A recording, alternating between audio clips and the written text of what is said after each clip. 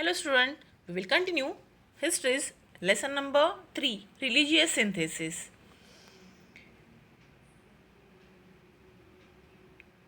In earlier part we talk about the Bhakti movement. One of the important part, the person was Basaveshwar. His disciple Manmat Swami composed Padma Rahasya in Marathi. Pampa and Purandas, these sons, the disciple of Basaveshwar, had contributed in Karnataka. Mahanubhav Pantha had contributed well in Bhakti movement. Chakradhar Swami was the founder of Mahanubhav Pantha. It was started in 13th century. Chakradhar Swami was earlier a Proudy person.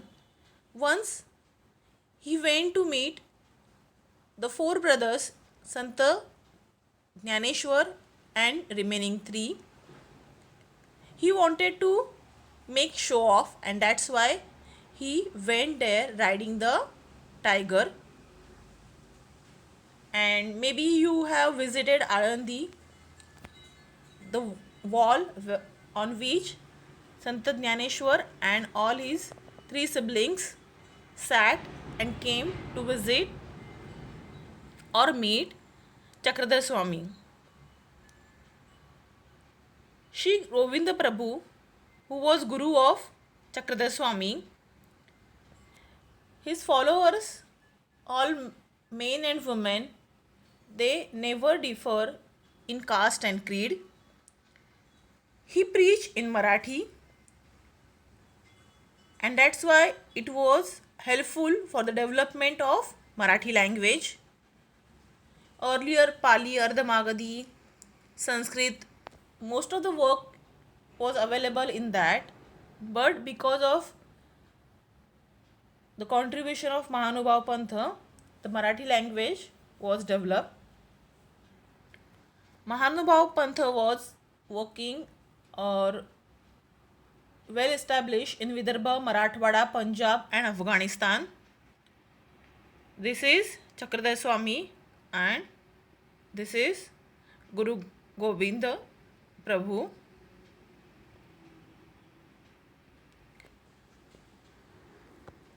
One more religion, the Sikh religion, contributed in Bhakti movement.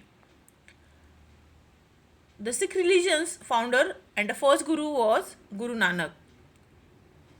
It was the first attempt of Guru Nanak in religious synthesis. He visited many religious or the holy places of different religions like Makkah, Medina, and he understood that feeling of devotion is common in all the religions.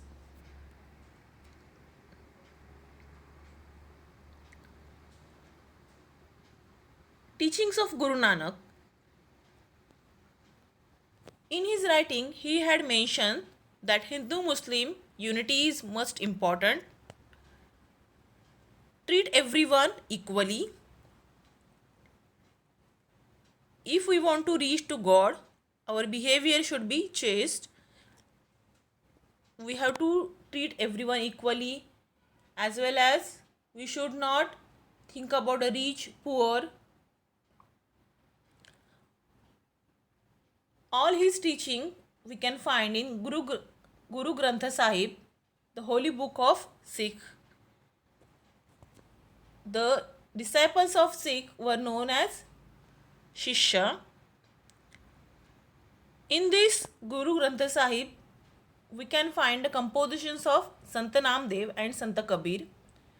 After Guru Nanak, they had 9 gurus.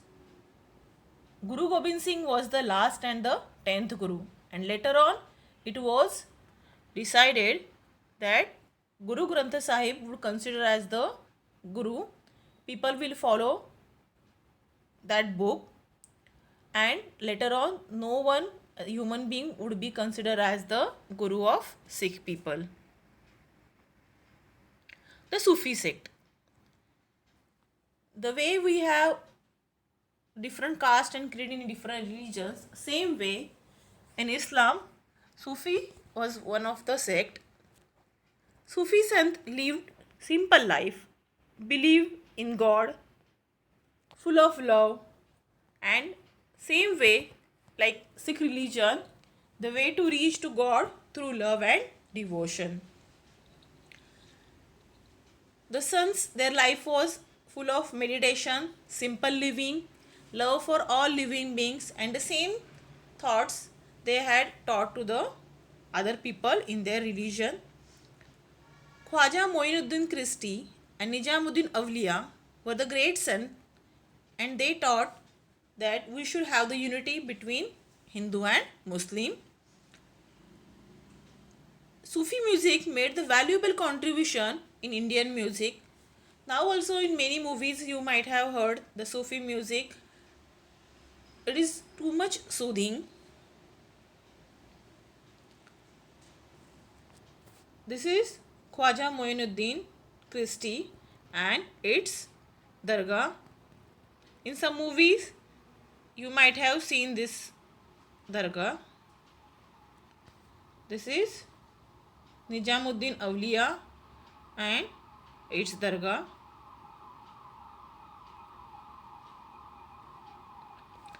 Contribution of Bhakti movement. Path of Bhakti was really easy for common people. It was open to all men and women. The kind of situation was there that time. Because of that, all the people started following this Bhakti movement, not a particular one religion, but everywhere. Teachings in languages of people which make or which was close to their heart, and that's why people started including themselves or adding themselves in Bhakti movement. And Bhakti movement contributed molding the Indian culture.